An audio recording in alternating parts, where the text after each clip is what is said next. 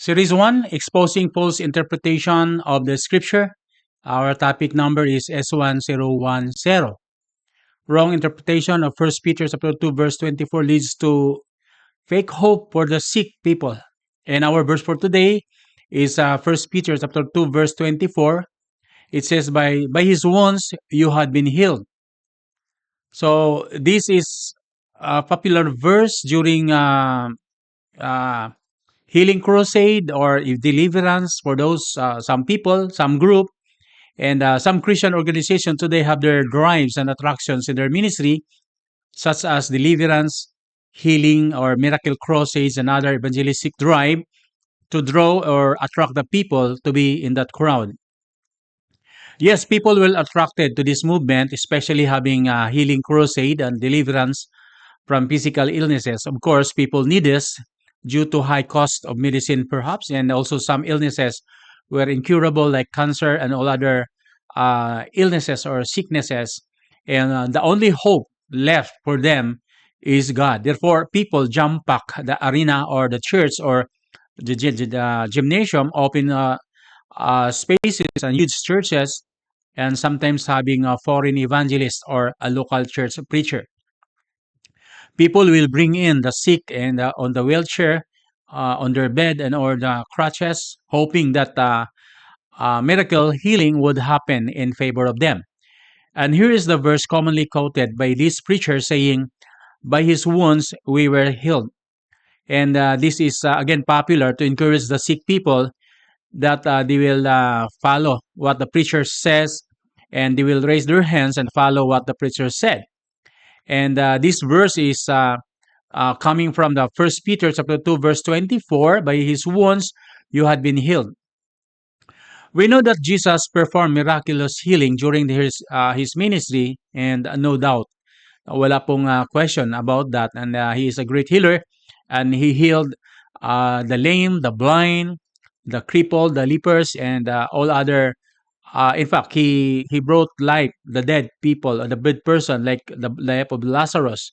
No problem with this, mga kapatid, and we believe that the Lord is our great healer, and He can do impossible things for our favor, and like the incurable sickness.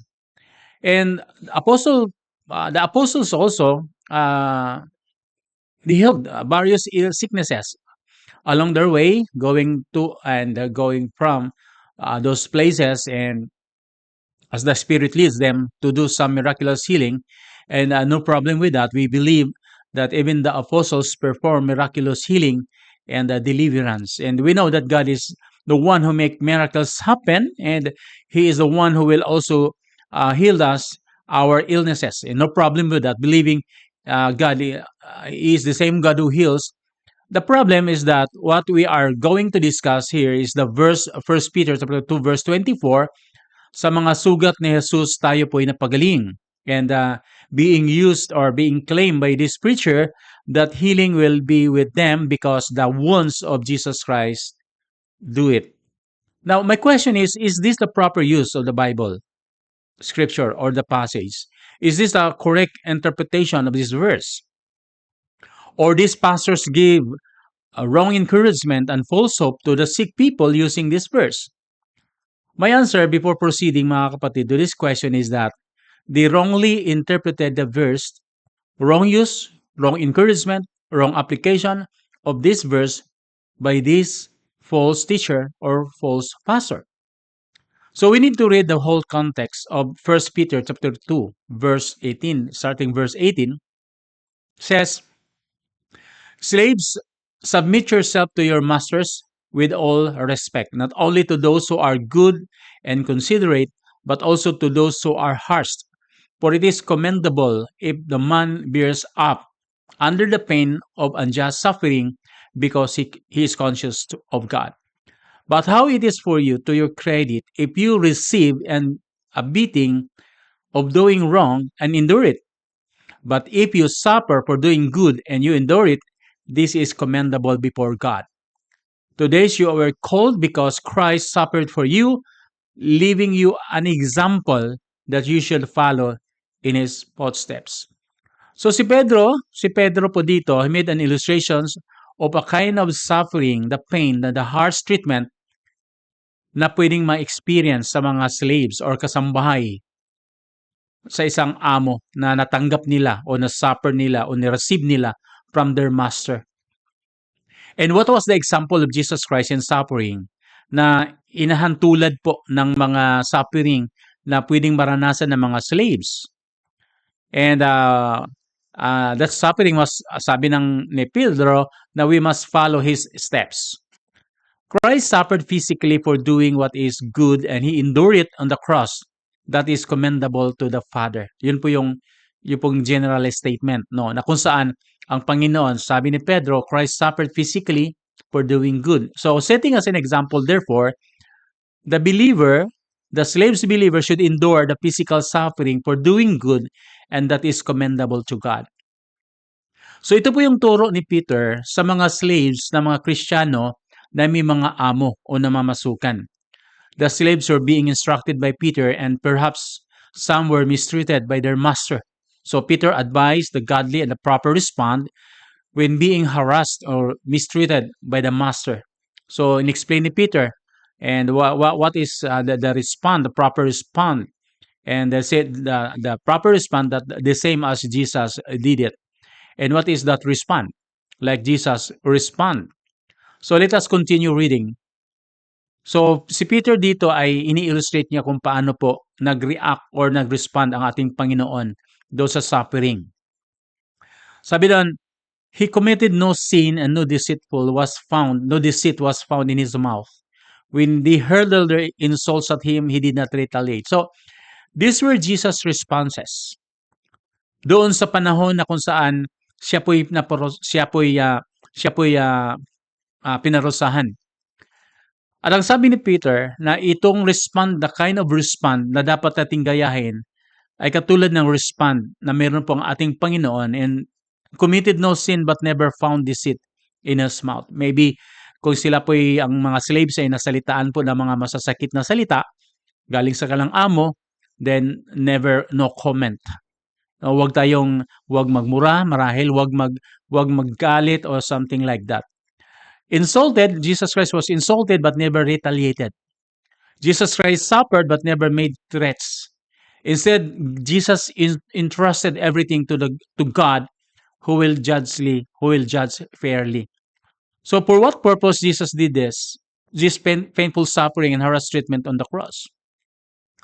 So may purpose ang ating Panginoon kung bakit ay siya po ay nagpipigil at wala po siyang makitaan na retaliation.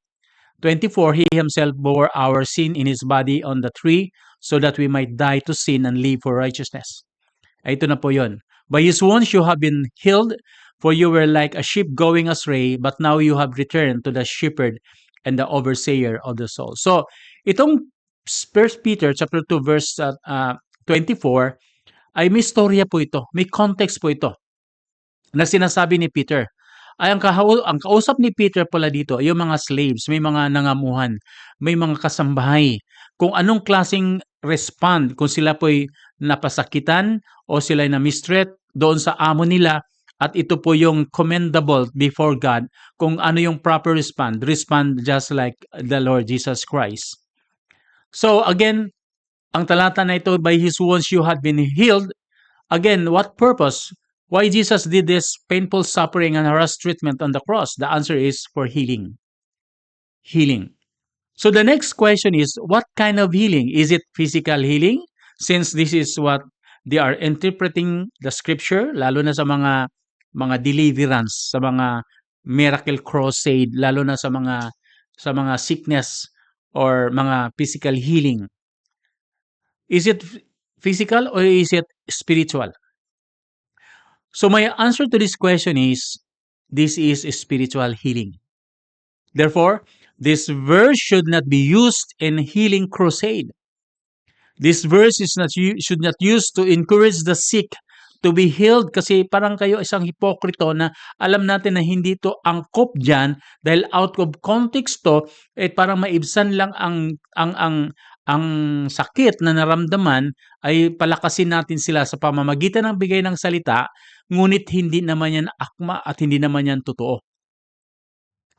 So, because Jesus suffered painfully for them to be healed, this is not physical healing. So, let me support to my answer why I said this is spiritual healing and not physical healing. So, why not God said, for example, this way, by His wounds you had been prosperous. By His wounds you had been become rich. By His wounds you have been provided. By His wounds you have been protected.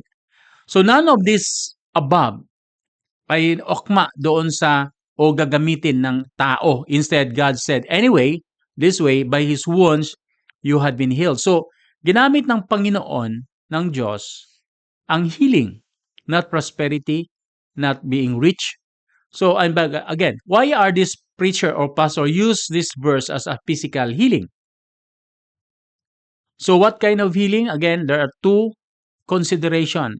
People says that it is physical healing, and I am saying, and the Bible said, it is a spiritual healing. My next question is physical healing the most important need of men? Is physical healing the most important thing than the spiritual healing? Is the physical healing is the main agenda of the Lord's coming on earth? Imagine the suffering of the Lord Jesus Christ. It was so much. It is barbaric. It is horrendous, horrific, the most brutal punishment ever recorded in mankind.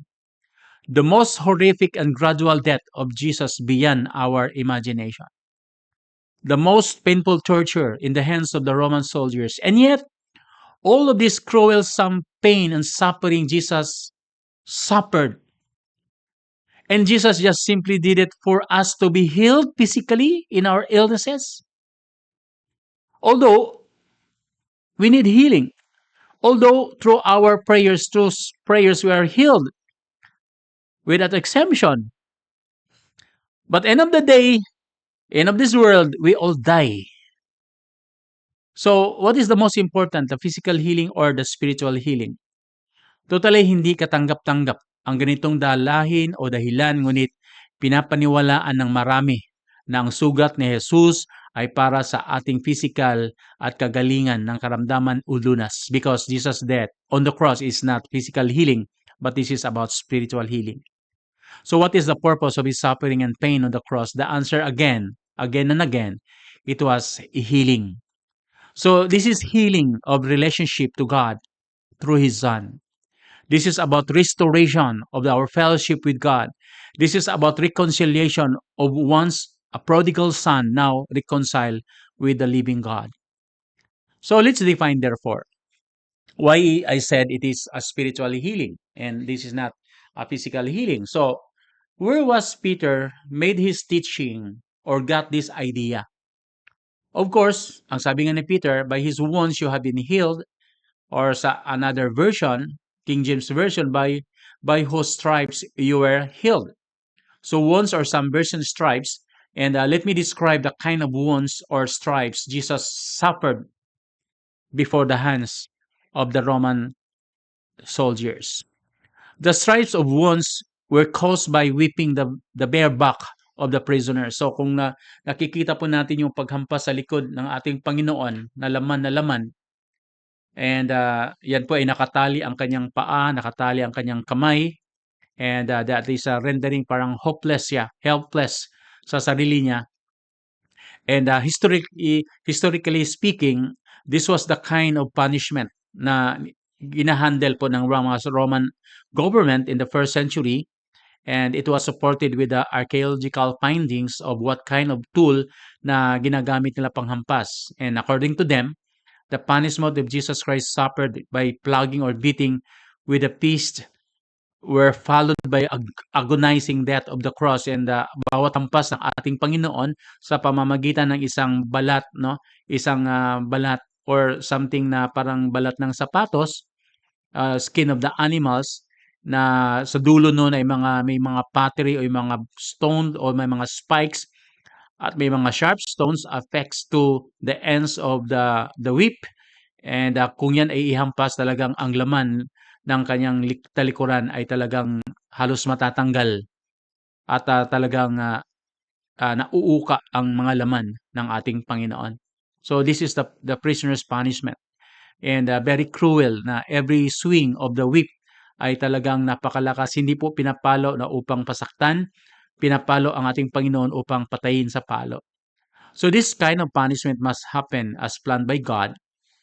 When John the Baptist said, John saw Jesus coming towards him and said, "Look, the Lamb of God who takes away the sin of the world." So remember, the Lamb of God, it is connected, it is attached always suffering, burnt offering. So in Old Testament, it was an animal, a lamb offered blood as a sacrifice. It was a foreshadow, therefore, of the real sacrifice of Jesus Christ. That is Jesus Christ, the Lamb of God. Kaya sabi sa Hebrews 10:5, Christ came into the world, He said, sacrifice and offering you did not desire. Then verse 7, then I said, I am. It is written about me in the scroll, I have come to do your will, O God. So ito yung sinabi ng ating Panginoon na ang kanyang pagbaba dito sa lupa ay siya po yung sacrificial offering. Siya po yung parusahan. Siya po yung dapat mamatay. Siya po yung dapat magbigay ng dugo. So in the Old Testament offering, the blood of the animals never appeased with God. Therefore, Jesus came to fulfill the desires of God as a real sacrifice that pleases the God the Father. Kaya sa Hebrews 9:22, nearly everything be cleansed with blood, and without shedding of the blood, there is no forgiveness. So the punishment of Jesus Christ on the cross, therefore, was not incidental nor by chance, but it should happen for the forgiveness of sin and for the payment of the penalty of sin. So talagang inhuman, talagang very terrible ang physical na affliction na meron po ang ating Panginoon. At ang kanyang ginagawa sa cross, again, it is really inhuman, tortured, inflicted into the flesh and blood of the Lord Jesus Christ. It is not really meant for physical healing of the sinful mankind. So using this verse by his stripes, we were healed. Absolutely not. This is not a physical healing. So before I explain, again, my answer to them, it is wrong interpretation, wrong application, wrong representation of the Word of God by false pastors. Actually, Peter quoted this verse from the Old Testament, and we can read it in Isaiah 53. So sa Isaiah, starting verse 2, sabi doon sa Isaiah, I grew up before him like a tender shoot, root out of the dry ground, no beauty or majesty to attract us, nothing in his appearance that we should desire. He was despised, he was rejected, a man of sorrow, familiar with suffering, and despised and esteemed him not. Verse 4, he took our infirmities, carried away our sorrows, stricken by or smitten by him, afflicted. So ibig sabihin, itong mga verse na ito ay ginagamit mga kapatid na hindi lang siya papaluin, kundi susutukin, papaluin, hahampasin na para siyang mamatay. Hindi po to tapik. So, verse 5, by he was first of our transgression, crushed for our iniquity. By his wounds, ito na po, by his wounds we are healed. So, verse 6, we all like a sheep have gone astray. Each of us have turned to his own ways, and the Lord has laid on him the iniquity. He was oppressed, afflicted, like a lamb to be slaughtered. Verse 8, by oppression and judgment he was taken. For he was cut off from the land of the living. For he was stricken, grave with the wicked. He crushed, caused him to suffer, guilt offering, and so on and so forth. Then sa dulo, he poured out his life unto death. He was numbered with the transgressor, and he bore the sin of many and made intercessors. So, in this verse, let me summarize that the humiliation and the persecution and the suffering and the affliction of the Lord Jesus Christ before being foretold by prophet Isaiah 720 years before the actual suffering of the Lord, Peter quoted that verse at kanyang tinuturo. But if you want to summarize, therefore, Isaiah 53, it looks like this, mga kapatid. He looks like a root on a dry ground, no beauty, no majesty, nothing in his appearance. He despised, rejected by men, a man of sorrow, familiar with suffering, had been despised, not be esteemed. Take our infirmities, carry our sorrow, stricken by God, smitten by God, afflicted by God, pierced for our transgression, crushed for our iniquity, laid him the iniquity oppressed, afflicted, led like a lamb to slaughter, take away the oppression, and so on and so forth. Bear our iniquities, pour out his life unto death, be numbered with transgressor, bore the sins of many, and be made intercessor of the transgressors. Just imagine the whole context, the whole story of Isaiah 53, where Apostle Peter got his teaching, was elaborated. Just imagine the kind of suffering Jesus experienced on the cross. The most inhuman, the most superlative description, the most brutal, the most sadistic punishment of the Lord. Then a pastor would interpret this way that the wounds he suffered is for the healing of those who are sick physically. That is out of nowhere. That kind of interpretation is false. They diluted or tainted and belittled the suffering of the Lord Jesus Christ as an atoning sacrifice of those who believe.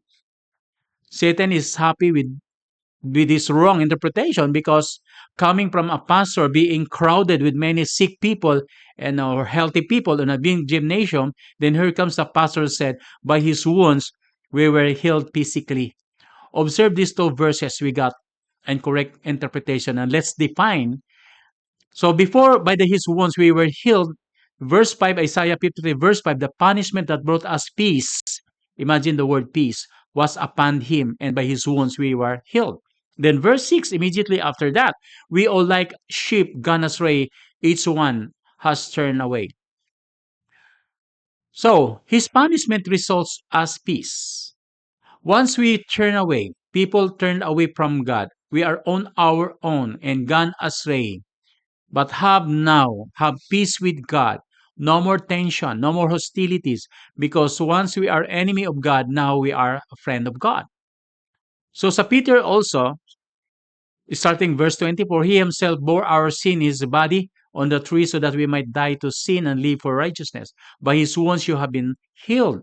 For you are like a sheep going astray, but now you have returned to the shepherd, the overseer of your soul. So the same, Peter just extract a verse from Isaiah 53, 720 years ago, during the time of Peter, at tinunod ni Pedro.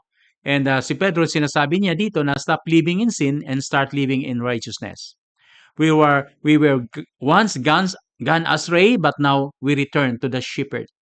So therefore, being healed in both verses, in 1 Peter and Isaiah 53, is speaking not of the physical healing, but these two verses speak about being reconciled with God, being restored with God, being with peace with God. But what we are going to clarify dito ay some preachers and pastors use this verse to support their healing crusade, their evangelistic drive or crusade or deliverance. Sinasamahan pa nila ito ng laying of hands, bulong-bulong, ihip sa hangin sa mukha, inihipan ang mukha, tulak dito, tumba doon, sinalo dito, sinalo doon, nangisay, nakahiga sa sahig, na may kasamang salita na iba't ibang wika na wala mang nakaintindi.